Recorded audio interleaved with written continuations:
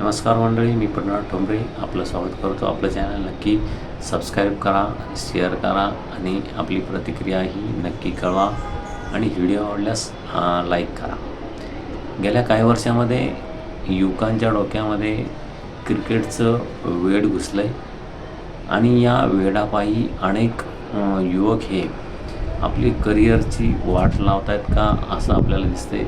भारत हा कृषीप्रधान देश म्हणून आपल्याला ओळखला जात होता, मात्र आता तो क्रिकेट प्रधान होतो आहे का असंही प्रसारमाध्यमातून बोललं जातं आहे. अनेकजण आपले विचार करताना भारत हा क्रिकेट प्रधान देश होतो आहे का असं बोलत आहेत. त्यामुळे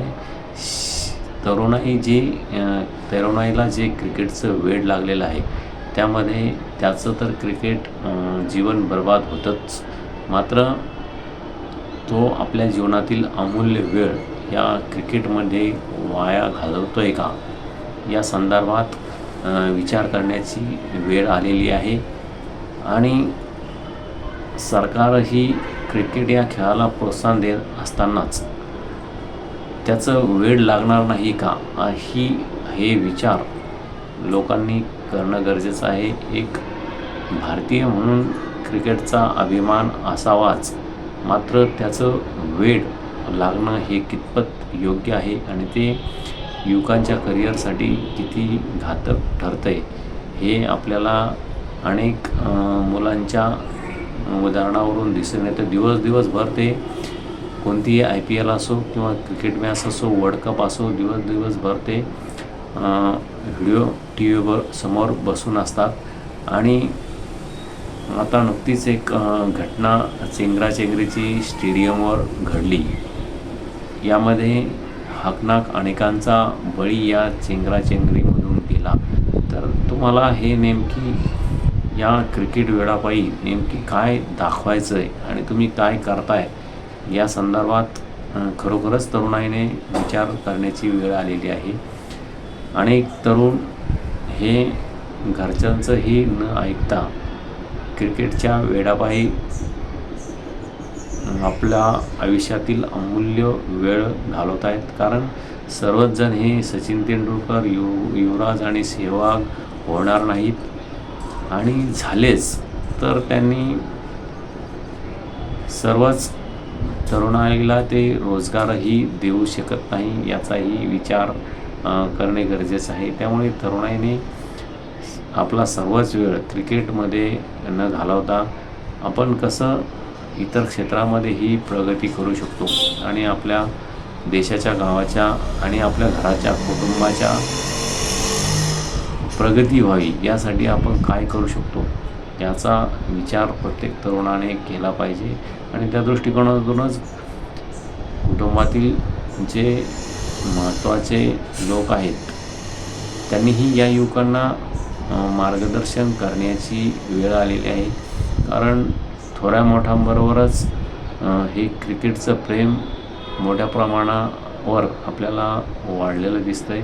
चेंगराचेंगरीपर्यंत ही वेळ येते, कारण सध्या गावागावामध्ये TV गेलेला आहे, घराघरात TV गेलेला आहे आणि प्रत्येकाच्या हातात मोबाईल असल्यामुळे या क्रिकेटचं वेळ गेल्या काही दिवसामध्ये 10 ते 20, 25, 30 गटातील तरुणांमध्ये मोठ्या प्रमाणात वाढलेला आहे. आणि जो आपण कृषीप्रधान देश आपल्या देशाला म्हणत होतो तो आता क्रिकेट प्रधान होतो आहे का अशी एक चर्चा आता प्रसारमाध्यमातून अनेक जण करताना दिसत आहेत आपल्याला. त्यामुळे या क्रिकेटच्या वेळ कुठेतरी थांबला पाहिजे, त्याचा कंट्रोल वाढला पाहिजे अशी आपण अपेक्षा करूया. तुम्हीही तुमची प्रतिक्रिया नक्की कळवा.